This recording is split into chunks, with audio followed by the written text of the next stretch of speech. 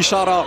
تيا يتقدم، تيا يتقدم، تيا يتقدم، يسجل الهدف الأول للمنتخب المالي. 1-0 لمالي، 1-0 إذن لمالي مشاهدينا الكرام عن طريق اللاعب تيا.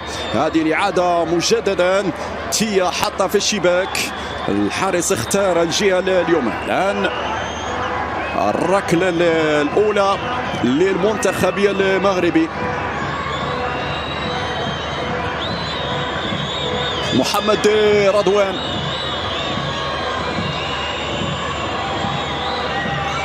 يتقدم لتنفيذ الركلة الترجيحية الأولى للمنتخب المغربي أمام الحارس كوني.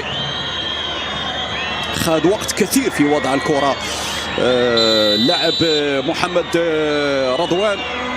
إن شاء الله يكون واثق من نفسه، إن شاء الله يكون واثق من نفسه. محمد رضوان يتلقى على الإشارة في هذه الأثناء. رضوان يتقدم، رضوان يسجل بطريقة رائعة جدا، طريقة مميزة لا يفعل إلا اللاعبين الكبار. هذه تعطيك فكرة واضحة على الثقة اللي واخدها اللاعب محمد رضوان، لأنه ليس من السهل أنك تلعب كرة بهذا الشكل تقريبا في سقف المرمى. في سقف المرمى كانت مستحيلة على حارسي المرمى، نفذت بطريقة مميزة جدا من اللاعب محمد رضوان. سيمبارا الآن في الركلة الترجيحية الثانية لمنتخب مالي. إذن سيمبارا يأخذ وضعيته وللتسديد. سيمبارا وطه من غوزيل، سيمبارا وطه، سيمبارا وطه. هذه لا تسجل يا طه، عندك يا طه، عندك يا طه. دخلت يا طه. معليش 2-1 للمنتخب المالي. مشاهدينا الكرام هذه الإعادة، شوف طه شويه وكان ممكن يصدها، طه معليش هنا حاول فيها طه بن غوزيل. عموما مالي تتقدم مرة أخرى بهدفين مقابل هدف واحد. إذا الركلة الترجيحية الثانية للمنتخب المغربي. عبد الحميد معلي هو الذي يتقدم، اللاعب اللي دخل احتياطي في الشوط المباراة الثاني. عبد الحميد يتلقى الإشارة. عبد الحميد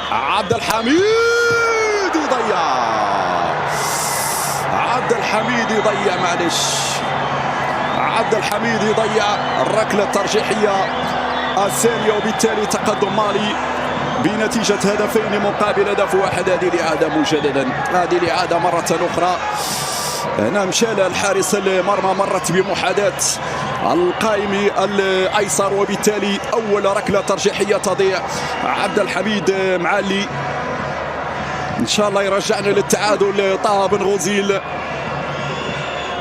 إذا يتقدم اللاعب كوني لتنفيذ الركلة الترجيحية. كوني يسعد لتنفيذ أمام طه بن غوزيل. حكم يعطي إشارة التنفيذ. كوني يتقدم، يسجل 3 مقابل 1 الآن. شوف لما تضيع يصبح الفارق هنا واضح، خاصة أن مالي هو أول من نفذ ركلة الترجيح. هذه الإعادة مرة أخرى كامل التركيز، كل دقة كوني يوضع في المرمى. إذا من سينفذ الركلة الترجيحية الثالثة للمنتخب المغربي؟ يتقدم الآن اللاعب بختي لتنفيذ الركلة الترجيحية الثالثة. بختي يسعد لتنفيذ امام الحارس كوني. بختي يتقدم، بختي يضيع.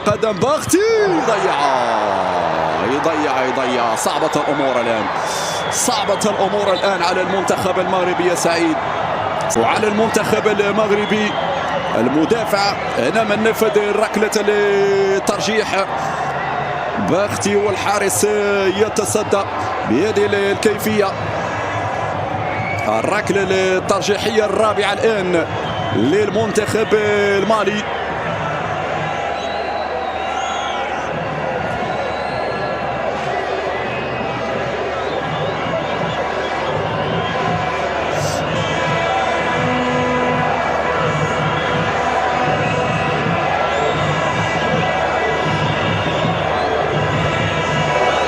إذن ستلعب الركلة الرابعة لمالي. حكم يعطي الإشارة الآن.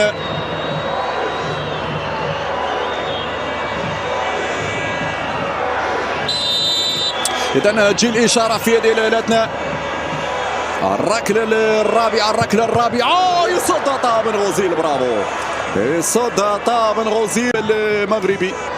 خلي بصيص من الامل للمنتخب المغربي. اول تصدي بالنسبه لطه بن غوزيل مشاهدينا الكرام، اول عمليه تصدي واول ركله ضايعه للمنتخب المالي. هنا الاعاده، ممتاز طه بن غوزيل، ممتاز هنا القرار باتجاه الجهه اليسرى.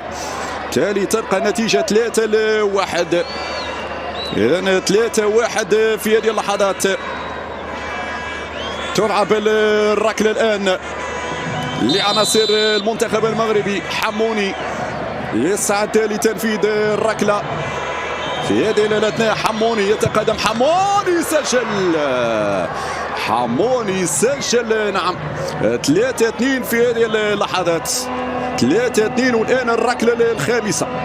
هذه الاعاده مجددا، الكره الماضيه الخامسه في هذه الاثناء.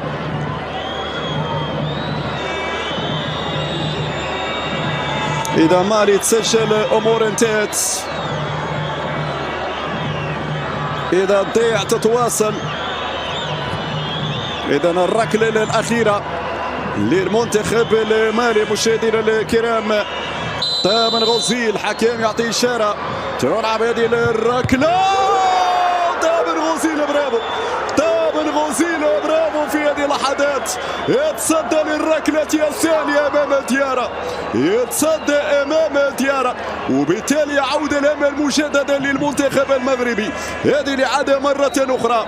طه بن غوزيل يعيد المغرب للمباراة مرة أخرى في هذا الصراع. برافو طه بن غوزيل، برافو طه بن غوزيل. الأمل يبقى موجود، لكن أيضا يجب التركيز في هذه الركلة مشاهدينا الكرام. يتقدم عبد الحميد أيت بودلال لتنفيذ هذه الركلة الخامسة لفائدة المنتخب المغربي. عبد الحميد أيت بودلال ياخذ الوضعية الآن لتسديد هذه الركلة. عبد الحميد أيت بودلال يتلقى الإشارة. أيت بودلال يسجل، أيت بودلال يسجل وتتعادل الأمور. هنا صار التعادل بين المنتخبين. شوف عودة قوية للمنتخب المغربي، عودة قوية. برافو شباب، برافو شباب. الآن يتواصل هذا المسلسل المثير، مسلسل مثير جدا في ركلات الترجيح. عدنا من بعيد بعد ما تم تضييع ركلتي جزاء، ولكن طه بن غوزيل يتعملق، طه بن غوزيل يتألق. طه بن غوزيل مرة أخرى يعيد المباراة إلى نقطة الصفر. هذه الركلة الترجيحية الآن السادسة للمنتخب المالي. إذا المالي يتقدم لتنفيذ والدومبيا. الركلة السادسة لدومبيا في هذه اللحظات. إذا دومبيا يستعد للتنفيذ. طه بن غوزيل ياخذ وضعه. دومبيا يتلقى الإشارة. دومبيا يتقدم، دومبيا يسجل. دومبيا يسجل في هذه اللحظات، دومبيا يسجل في هذه اللحظات. والركلة الترجيحية السادسة للمنتخب المغربي في هذه الأثناء. هذه الإعادة مرة أخرى. الكرة الماضية والتسديدة من دومبيا. إذا من سيسدد من جانب المنتخب المغربي؟ ننتظر تنفيذ.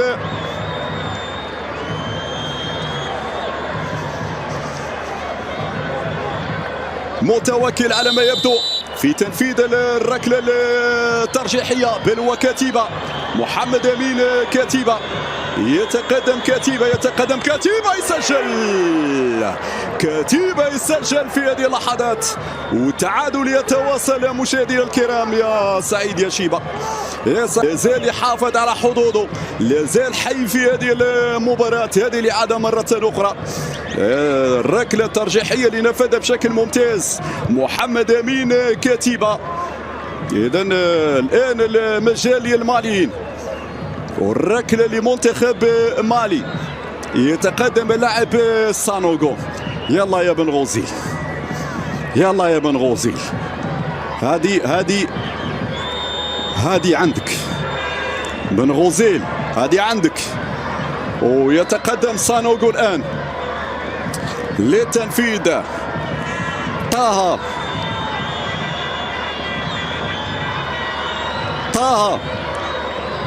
جيبها يا طه. سانوغو جيبها يا طه، سانوغو جيبها يا طه.